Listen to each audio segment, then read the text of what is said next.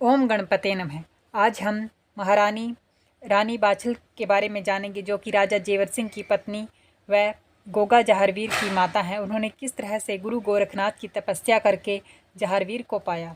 महारानी बाछल जो कि नित्य नियम से गुरु गोरखनाथ जी की सुबह शाम दोनों वक्त जोत वाला करती थी, और जिस से प्रसन्न होकर गुरु गोरखनाथ समाधि टूटने पर अपने प्रमुख चेले ओघरनाथ को आज्ञा देते हैं कि बेटा ओघर, जल्दी से डेरू तंबू उखाड़कर सब जमात तैयार करो और बागड़ देश पहुंचना है। वहां बागड़ देश पहुंचकर बाछल रानी जो हमारी भक्त हैं उसके कष्ट दूर करने हैं। यह बात सुनते ही गोड़ बंगाला प्रांत से ही सभी 1400 चेलों समेत गुरु गोरखनाथ अपने प्रमुख चेले ओघरनाथ के साथ चल दिए। और इधर रानी बाछल जिन्होंने नौलखा बाग लगवाया हुआ था, अब उस नौलखे बाग पर भी तरह तरह के फल फ्रूट आ गए थे। और जब उन्हें पता चला कि हर तरह के फल फ्रूट आ गए हैं, तब वे अपने नौलखे बाग का ब्याह चाहते हैं।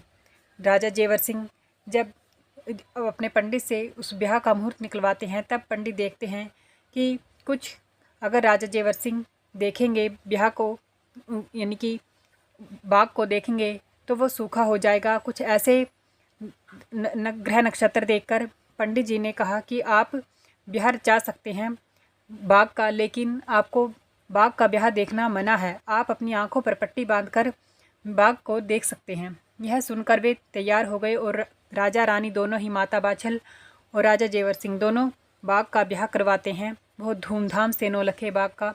और वो जब वहाँ जाते हैं, लेकिन देखते हैं कि हर कोई तो बाग के ब्याह का मज़ा ले रहा है, हर वहाँ देख रहे हैं, लेकिन हमारे ही कैसे कर्म है कि हमारे कोई पुत्र पुत्री तो नहीं है, लेकिन बाग का ब्याह चाहे है वह भी नहीं देख सकते।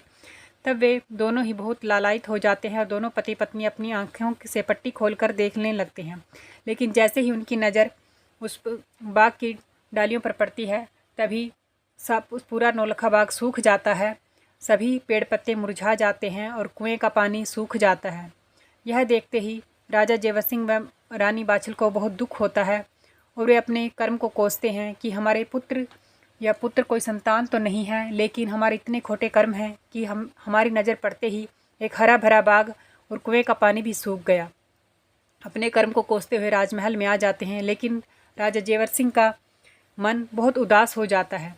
वह अपने कर्म को कोसते हैं और बहुत उदास मन से संन्यास लेने की घोषणा करते हैं। और रानी बाछल को कहते हैं कि मैं तुम्हें ही सारे राज्य का भार सौंप कर जा रहा हूँ, और अब मेरा मन यहाँ नहीं लगता, ना ही कोई संतान है, और अब मेरा मन वैराग हो गया है। रानी बाछल उन्हें बहुत समझाती है कि ऐसे काम नहीं चलेगा, मैं किस तरह से राज्यभार संभालूंगी, और आपको इस तरह से अपने हताश नहीं होना चाहिए। एक दिन गुरु गोरखनाथ जी जरूर आएंगे और हमारे कष्ट दूर करेंगे।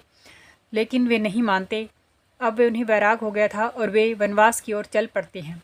और हर रोज़ वनवास में ही एक गुरु उन्हें मिलते हैं, उन गुरु से वो ब्रह्म ज्ञान सुनते हैं। और इधर रानी बाछल अपने राजकाज संभालती हैं और सुबह दिन रात भगवान गुरु गोरखनाथ की जोत बालती हैं।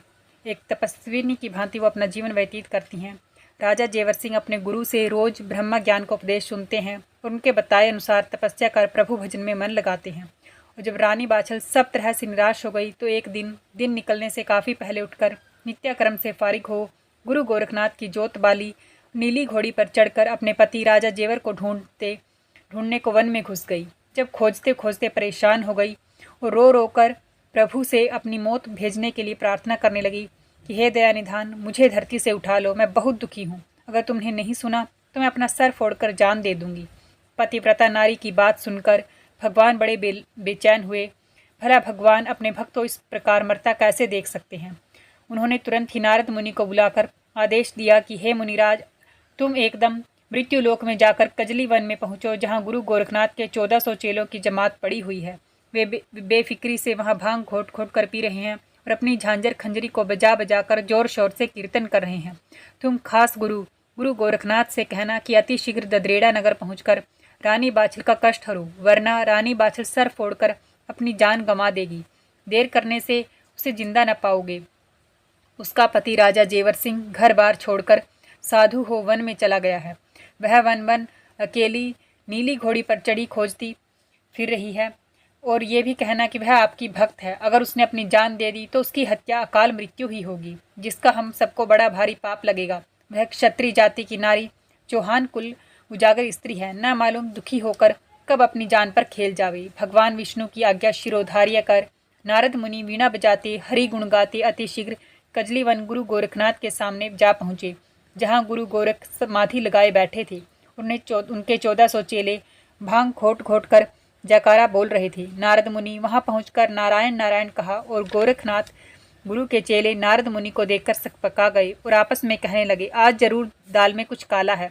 नारद मुनि आए हैं और खैर रहे। इधर गुरु गोरखनाथ से उनका आना कैसे छिपा रह सकता था।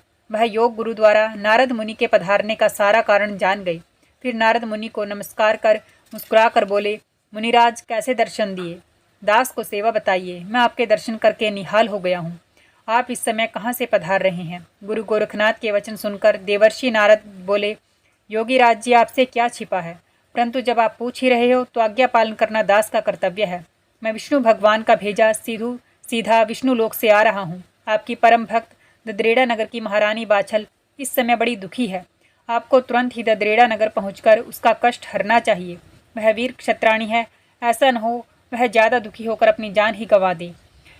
हम सब पर रानी बाछल की अकाल मृत्यु का पाप चढ़ेगा। उसका पति जेवर साधु बनकर वन को चला गया है, इसलिए वह अधीर हो वन में उसे खोजती फिर रही है। नारद मुनि की बात सुनकर तुरंत ही गुरु गोरखनाथ ने अपने गुरु प्रमुख चेले ओघरनाथ को आदेश दिया कि चटपट डेरे तंबू खाड़कर बैलगाड़ी और छकड़ों में भरवा दो और जमात को आदेश करो कि अति शीघ्र ददरेड़ा नगर को कूच करना है। अपने गुरु की आज्ञा मानकर संत ओघरनाथ ने छटपट डेरे तंबू खुड़वाए, कुंडी सोटे संगवा चिमटे बगल में दबाए और बिगुल बजाकर आदेश दिया, अति शीघ्र अपना अपना सामान संगवा कर नगाड़ा बजाते ही कूच बोल दो। चंद मिनटों में ही सारा सामान संगवा कर नगाड़ा बजाते ही जमात चल पड़ी और गुरु गोरखनाथ की माया द्वारा शीघ्र ही ददरेड़ा नगर पहुंच गई और बिगुल बजते ही रानी बाछल के सूखे हुए नौलखे बाग में अपने डेरे तंबू खड़े कर दिए। एक एक संत ने एक एक पेड़ के नीचे अपना आसन जमाया और अपनी धूनी पर पेड़ों को काट काट कर लक्कड़ सुलगा लिए। धुनों की धुएं उड़कर आसमान में छा गया। एक ऊंचे टीले पर गुरु गोरखनाथ ने अपना धूना चेताया, जो अब तक कायम है। यात्री लोग गोगामेड़ी पहुंचने पर धुने के दर्शन करने अवश्य जाते हैं। यह जगह ददरेड़ा नगर से जो सादलपुर जंक्शन से 10-12 मील दूर है। आप भी गोगामेड़ी जब जाकर धुने के दर्शन जरूर कीजिए। रात्रि के समय बालू के टीले रेशमी गद्दों का आनंद देते हैं। गुरु गोरखनाथ के 1400 चेले उन बालू के टीलों पर ऐसे सोए उन्हें दीन दुनिया की खबर ही नहीं रही और सफर के थके होने के कारण सूर्य उदय होने के बाद तक सोते रहे। जब सूर्य भगवान तेजी से आनकर अग्नि वर्षा करने लगे तब सब संत हड़बड़ा कर उठ बैठे और नित्याक्रम से निपटने के लिए पानी के लिए बेचैन हो दौड़ने भागने लगे। जब कुएं पर पहुंचे तो कुआं सूखा हुआ नजर आया, जिसमें एक बूंद भी पानी की नहीं थी। पानी के लिए जब काफी परेशान हो गए तब सब मिलकर गुरु गोरखनाथ के पास जाकर जमा हो गए और हाथ जोड़कर कतार बांधकर एक लाइन में खड़े हो गए। गुरु गोरखनाथ ने जब धूनी पर जमा दुखी चेलों पर नजर घुमाई तो सबको उदास पाया। सब चेलों को उदास देखकर अपने प्रमुख चेले ओघरनाथ से बोले, क्या परेशानी है ओघरनाथ जी? ये सब के सब यहाँ आनकर क्यों जमा हुए हैं? अपने गुरु के मुख से अनजाने जैसी बात सुनकर ओघरनाथ हाथ जोड़कर बोले, गुरु देव न जाने हम लोगों को किस पाप के कारण अब इतनी कड़ी सजा मिली है, जो आपने सूखे ठूंठ बाग में जहाँ न एक पेड़ पर पत्ता है न ही एक कुएं में पानी की एक बूंद है। हम सब बिना पानी और सूर्य की गर्मी में सब झुलसकर बिना मौत के मर जाएंगे और यहाँ 1400 मुर्दों को उठाकर फूंकने वाला भी कोई नहीं मिलेगा। मैंने आपसे गोड़ बंगाला प्रांत में ही बतलाया था, बागर देश बड़ी खराब जगह है, परंतु आप आश्वासन देकर कहा था कि वहाँ बढ़िया देसी घी के पकवान मिलेंगे और एक से एक लाजवाब फल फ्रूट मेवा, परंतु मुझे तो बदन की झुलसाने वाली बालू के सिवा कुछ नजर नहीं आता। अपने प्रमुख चेले ओघरनाथ की बात सुनकर गुरु गोरखनाथ को गुस्सा आया और आंखें लाल पीली करके कहा, ओघड़ तू रहा पूरा ओघरनाथ ही। मुझे जरा ये बात बता, मैंने तुझसे कभी झूठ बोला है या किसी से कुछ गलत बात कही है? मनुष्य जो पाप करता है उसे उसका दंड अवश्य मिलता है, वह चाहे घड़ी भर का ही हो। धर्मराज युधिष्ठिर ने अपनी जिंदगी में एक बार ऐसा झूठ बोला था, वह भी जबरदस्ती श्री कृष्ण महाराज के समझाने पर, परंतु बोला तो था, जिसके कारण ही गुरु द्रोणाचार्य जी की हत्या हो गई थी। इसी झूठ के कारण धर्मराज नरक लोक में गए थे, जहाँ धर्मराज युधिष्ठिर की नाक घोर बदबू के कारण सड़ गई थी और बहाना ये किया गया था कि चारों भाइयों रानी द्रौपदी से मिल लो और तुम घड़ी भर में ही सबके सब घबरा गए। उन्होंने अपनी धूनी से भभूति उठाकर थोड़ी थोड़ी सब चेलों को पकड़ा दिया और कहने लगे, इस भभूति को थोड़ी थोड़ी सब पेड़ पौधों पर अलख निरंजन कहकर उड़ा दो। और एक चुटकी भस्मी अपनी झोली से निकाल कर ओघड़नाथ को देकर कहा, अलख निरंजन बोलकर यह कुएं में छोड़ देना। भभूति लेकर सब चेले पेड़ पौधों की तरफ दौड़ गए और अलख निरंजन कहकर पेड़ों पर उड़ा दी। भस्मी के प्रभाव से पल भर में ही सब पेड़ पौधे हरे भरे होकर फल फ्रूट मेवों से लद गए। जितने फल फ्रूट मेवे पेड़ों की डालियों पर लद रहे थे उसमें 10 गुना ज़्यादा पत्ते थे, जिसमें सारे बाग में छाया ही छाया हो गई। धूप तो बराए नाम कहीं कहीं नजर आती थी। गुरु गोरखनाथ के सारे चेले अपने करामाती गुरु का गुणगान करने लगे। उनके जय जयकार के जयकारों की आवाज़ कोसों दूर तक जा पहुंची। जब ओघड़नाथ ने भस्मी की पुड़िया अपने गुरु गोरखनाथ का नाम लेकर अलख निरंजन कहकर कुएं में छोड़ी तो कुएं का जल भी मीठा हो गया। एकदम उफनकर कुएं के मन से निकलकर बाग में बहने लगा, जिसे देखकर ओघड़नाथ एकदम घबरा गए। तब वो कहते हैं, तुम्हें गुरु गोरखनाथ क्या है जो हद से बाहर निकले, अपनी हद में रहो। संत ओघड़नाथ के वचन सुनकर कुएं का पानी बाहर निकलना बंद हो गया और कुएं के भीतर ही हद के अंदर ठहर गया। सब संत लोग प्रसन्न हो गए और झटपट नित्य क्रम से फारिग हो अपने अपने धूने पर लक्कड़ सुलगाकर बैठ गए और प्रभु का नाम स्मरण करने लगे। जब राजा जेवर सिंह को तलाश करती हुई रानी बाछल वन में बड़ी दुखी हुई, तब इधर गुरु गोरखनाथ के पास विष्णु भगवान ने नारद मुनि को पठाया और इधर आकाशवाणी द्वारा वन में ही रानी बाछल को कहा, तुम एकदम सीधी ददरेड़ा नगर को वापस चली जाओ। गुरु गोरखनाथ तुम्हारी नगरी में शीघ्र पहुंचने वाले हैं और समय आने पर राजा जेवर सिंह भी पहुंच जाएंगे। आकाशवाणी को वन में के बीच सुनकर रानी बाछल ने अपनी नीली घोड़ी की बाग की प्रसन्न हो अपनी नगरी की तरफ मोड़ दी। गोरखनाथ गुरु की जयकार कर और आकाशवाणी की बात याद कर घोड़ी को नचाती कुदाती अपने महल में जा पहुंची और गुरु गोरखनाथ की जी के आने की खुशी में गुरु गोरखनाथ की जोत बालकर पलंग पर सो गई।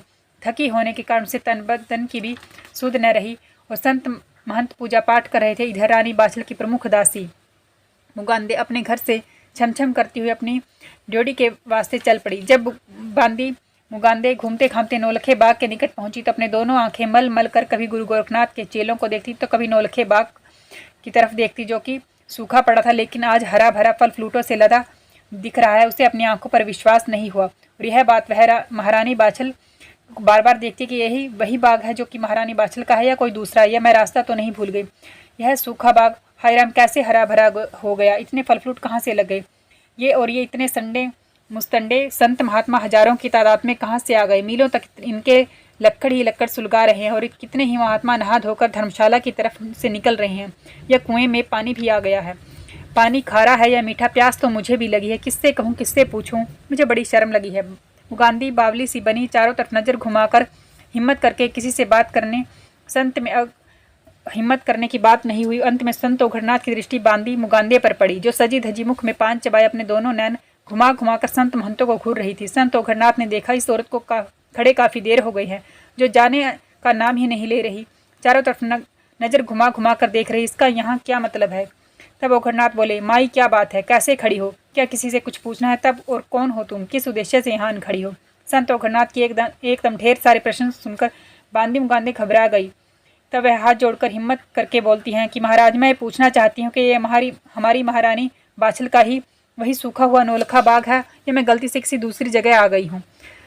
तब और आप कौन लोग हैं और किस गुरु के चेले हैं मैं महारानी बाछल की प्रमुख बांदी मुगांदे हूँ और मेरा नाम मुगांदे है। इस आपकी मुझ दासी पर बड़ी कृपा होगी यदि आपका परिचय मिल जाए। बांदी मुगांदे के वचन सुनकर संत ओघड़नाथ बोले, हम सब योगीराज गुरु गोरखनाथ के शिष्य हैं और हमारी जमात में 1400 संत हैं जो गोड़ बंगाले प्रांत से चलकर कल शाम ही यहाँ आकर ठहरे हैं और सूखे बाग को हरा भरा व कुएं के जल को एकदम गंगा जल के समान मीठा और निर्मल कर देना मेरे गुरु जी की करामात है। संत ओघड़नाथ की बात सुनकर मुगांदे बहुत खुश हो गए, अपनी खुशी का ठिकाना नहीं रहा और बांदी मुगांदे रानी बाछल को यह सारी बात वार्ता नौलखे बाग की और संत ओघड़नाथ की और गुरु गोरखनाथ के आने की सब वार्ता महारानी बाछल को महल में जाकर सुनाती है। महारानी बाछल भी यह बात सुनते ही बहुत खुश हो जाती हैं और वह महल की अटारी पर चढ़कर नौलखे बाग को देखती हैं और गुरु गोरखनाथ को आने को सुनकर ही बहुत प्रसन्न हो जाती हैं और बहुत धन्यवाद करती हैं अपने गुरु गोरखनाथ को। और लेकिन उनकी आंख से आंसू आ जाते हैं यह जानकर